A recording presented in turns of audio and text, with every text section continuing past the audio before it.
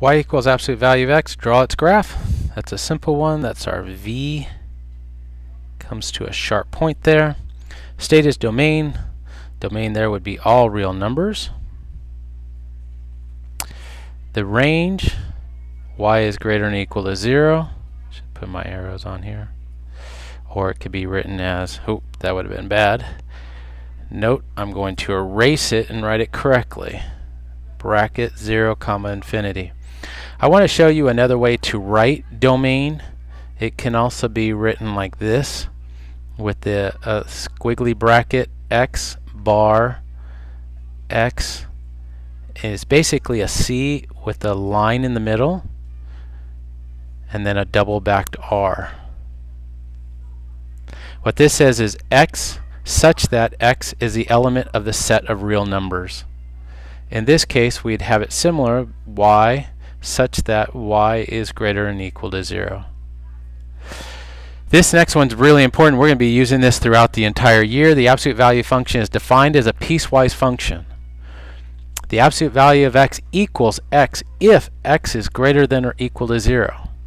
If x is a negative number, what does the absolute value do? It makes it positive. How can we do this? We say negative x. So a negative of the negative will make it positive. X is less than 0. Let's look at a piecewise function. It's saying we're going to graph these things for these specific domains. Whenever you graph, I want to make sure that you label your scale clearly. You need to label to the ends of your graph, and it's not sufficient just to label 1, 1 and say, okay, I'm done.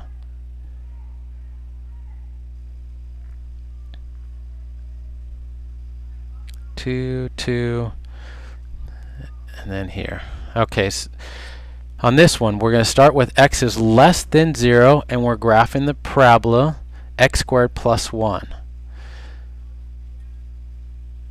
If x equals 0, that value would be 1, but it'd be an open circle there. And then if x is 2, or negative 1, it'll be positive 2. And x is negative 2, it would be 5. So I'm going to, and then I have an arrow indicating that it's continuing on there. Between 0 and 1, including 0, it's y equals 1. So this was open. Now I'm filling it in, and it's going to go all the way to 1, and it's going to be an open circle. For the next one, 2x minus 1, there's a line. It has a slope of 2. If I plug in 1, I get 1. That's where I'm starting, but that also is not including 1. Then I go up 2 and over 1. So it's straight, straight, and it's curved. The domain of this function, it's not being asked, the domain of this function would be x is not equal to positive 1. This graph is not drawn on yours.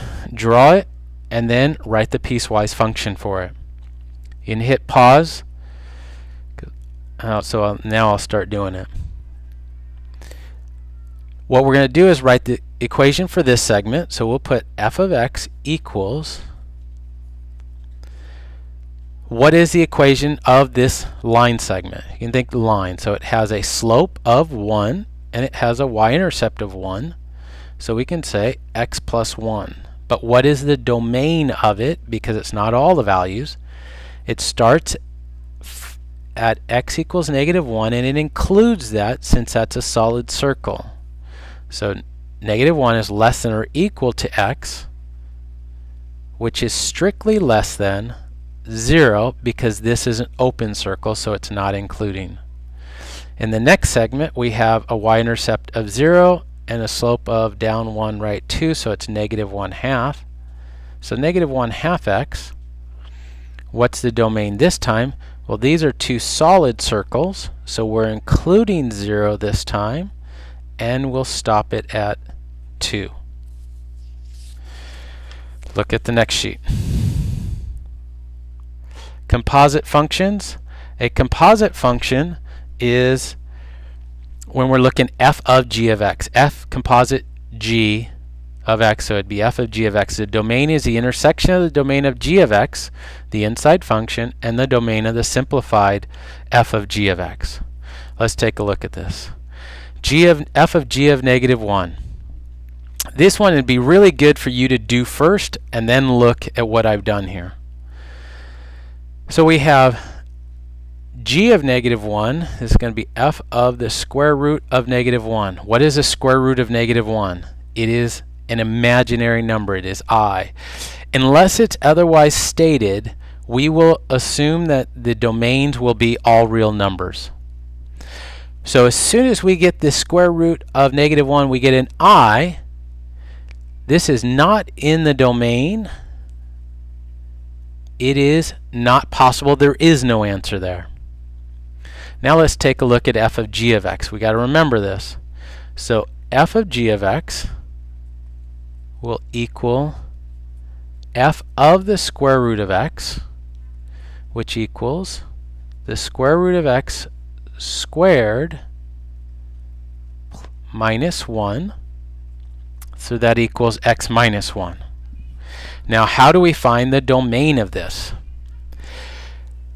Don't fall into the trap of saying, oh, this is a line and that has a domain of all real numbers and the range is all real numbers. That does not work because this is a composite function. We have to look at the intersection of the domain of the inside function g, and as well as the domain of the simplified form of f of g. So what's the domain of g? That's our square root function. That'll be 0 to infinity. What's the domain of f of g of x? That's a line, so that's all real numbers, negative infinity to infinity. What is the intersection? Where do they overlap? They overlap from 0 to infinity. So the domain here would be 0 to infinity. Now think about that. If we were looking at here, we have a domain is only the positive side here. So if we plug that in, this would give us negative 1, and it's a line. What's our range values? Range is going to go from negative 1 to infinity also on that part. Now let's take a look at the next one, g of f of x. That will be g of x squared minus 1, which is the square root of x squared minus 1. Do you remember what we did on the earlier part of this lesson? This is, what do we want here when we're finding the domain? We want the square root to be greater than or equal to 0. So we're going to take x squared minus 1, make it greater than or equal to 0, factor it, use our number line, negative 1 and 1. We have zeros there. Let's label what our variables. This is inside is a positive parabola, positive quadratic with graphs to give us our parabola. So it's plus minus plus. So our domain here would be from negative infinity to negative 1, including negative 1, union with 1 to infinity. Now we looked at this. It's very similar to that previous problem. When we get closer to 1, it's going to 0. The square root of 0 is 0. When we go to infinity, this thing is going to go to infinity. The range would be 0 to infinity. Here's another few problems building on the ideas of odd and even. So here's our original function. It's graphed. Right now it's graphed from negative 2 to 0. You need to graph the rest if it's odd. Well, what is an odd function? An odd function is symmetric about the origin. So when we're looking at this, this is going from, let's say, 0 to this positive value. Well, when we reflect it about the origin, it's going to go 0 to the negative value. It's going to look something like there. Oh, there's supposed to be an open circle here. If there's not an open circle there, then this thing is not a function because it has two y values for the same x. So that would be there. And now how do I graph this part? Again, it's reflected about, so it's going to be looking something like there. Probably be best to have these numbers here, -1, -2.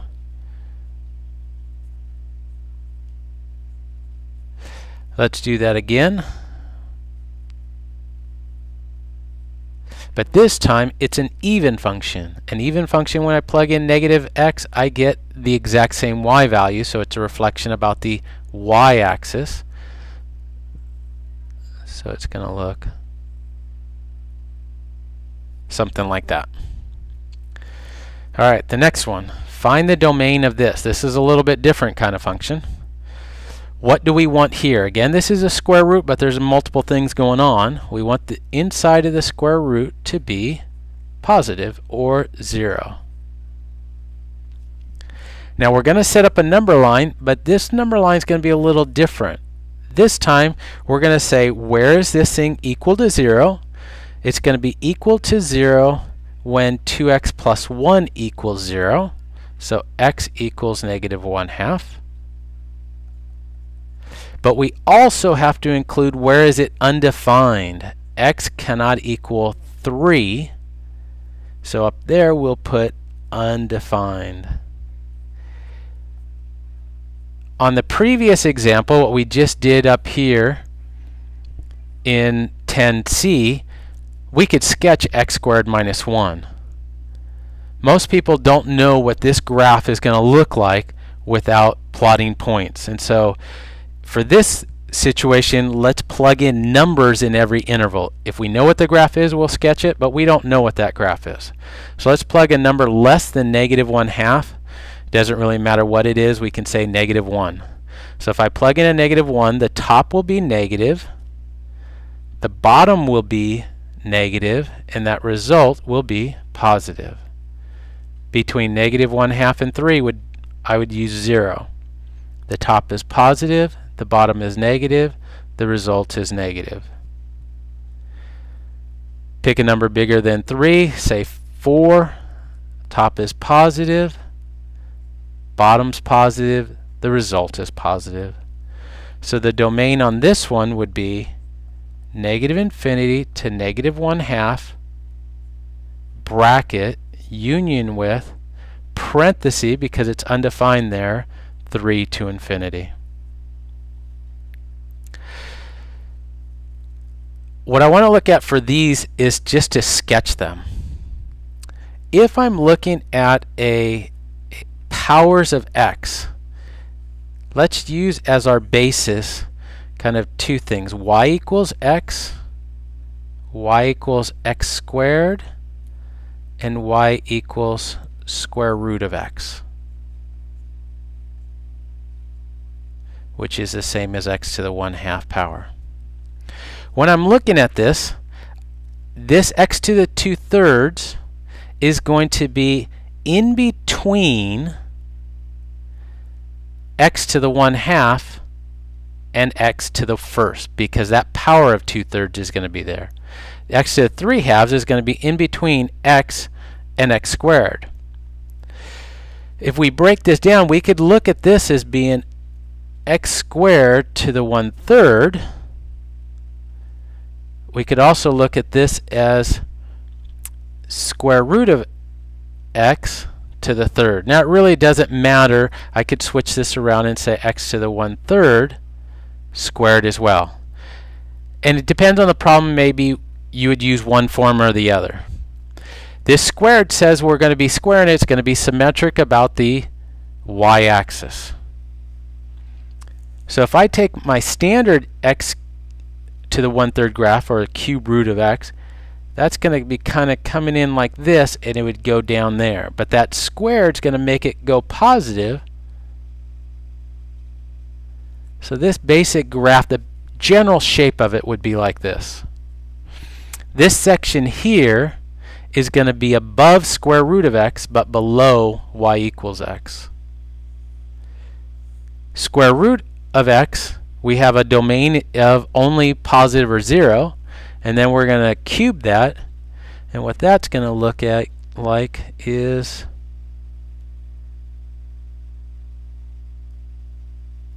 It's going to come in, actually, if I think the y equals x and then y equals x squared, it's kind of in between there. And it's looking something like that. And this domain, though, is only going to be the positive part of it, because that domain is greater than, since it's square root, we'll have the domain 0 to infinity, and we'll have a range 0 to infinity. That bracket was fairly poor, so let me redo it. I don't want there to be ambiguity. And over here, the domain would be negative infinity to infinity, and the range would be 0 to infinity.